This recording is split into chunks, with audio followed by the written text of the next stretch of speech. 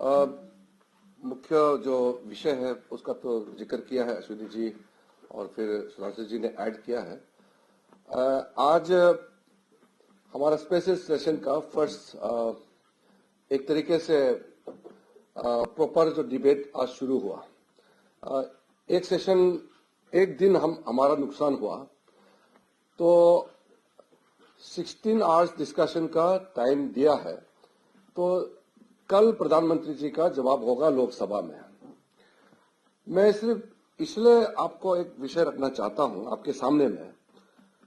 हमने 2004 से श्री राहुल गांधी जी को देखा है, तो कोई पद में नहीं थे तो उसका व्यवहार भी बहुत हल्कापन और नाटकीय मजाक ऐसे चलते थे। और कभी कभी स्पीकर अचानक से 3 बजे राहुल का भाषण होगा, ना वो मंत्री है ना पार्टी का अध्यक्ष ना कुछ नहीं, ऐसे वहां पे उसको मौका देता था। हम लोग देखते थे ये सब। आज लेकिन क्योंकि वो लीडर ऑफ ऑपोजिशन हो गए हैं और संवैधानिक पद पर है, तो हम लोग उम्मीद कर रहे थे कि वो थोड़ा मैच्योरिटी से बिहेवियर में, उनके आचरण में कुछ सकारात्मक बदलाव होगा, ये हम उम्मीद कर रहे थे।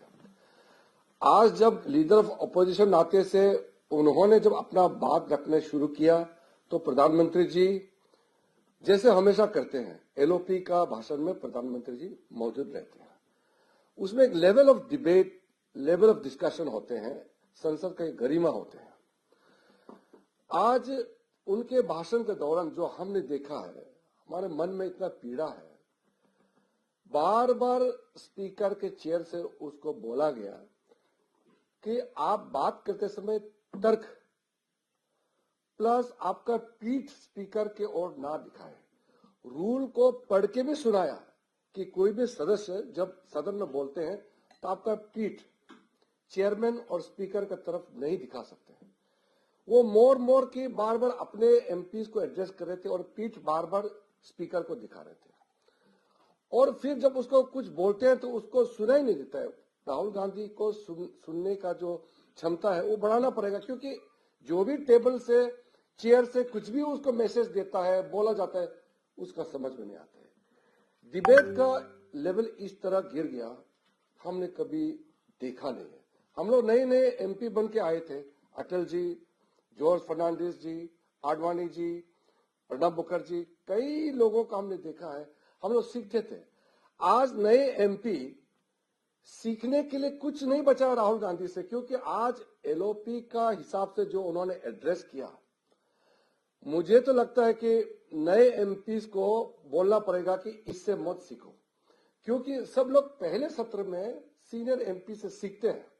और इस बार तो 282 नए सांसद चुन के आए हैं।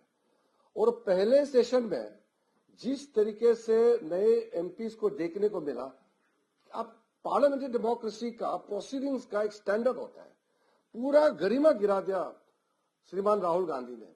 तो मैं आपके माध्यम से कहना चाहता हूं कि हमारा जो बेसिकली जो रूल्स एथिकेट्स है पार्लियामेंट का, उसको मानना चाहिए और उसी से सदन चलता है। परिवार और एक व्यक्ति से सदन नहीं चलना चाहिए।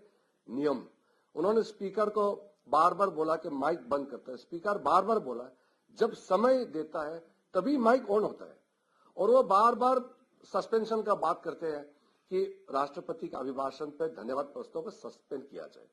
इसी लास्ट पॉइंट से मैं आपको कहना चाहता हूं कि संसदीय इतिहास में ये एक स्टैंडर्ड प्रैक्टिस है कि जब राष्ट्रपति संसद के दोनों सदनों को ज्वाइंट एड्रेस करते हैं तो उसका तुरंत बाद धन्यवाद प्रस्ताव पे चर्चा होते हैं।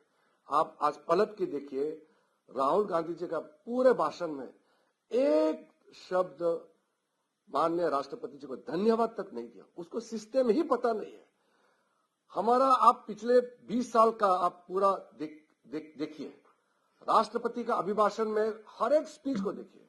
मैं आपको बोल रहा हूं, अगर रिकॉर्ड चेक करना आप देखिए, हम शुरुआत ही करते हैं कि हम महामहिम राष्ट्रपति जी को धन्यवाद करते हैं। आप अपोजिशन है, पॉइंट्स को आप एग्री नहीं करते, वो विषय अलग है, लेकिन धन्यवाद प्रस्ताव का कारण ही है कि हमको सबसे पहले धन्यवाद देना होता है, औपचारिक होता है।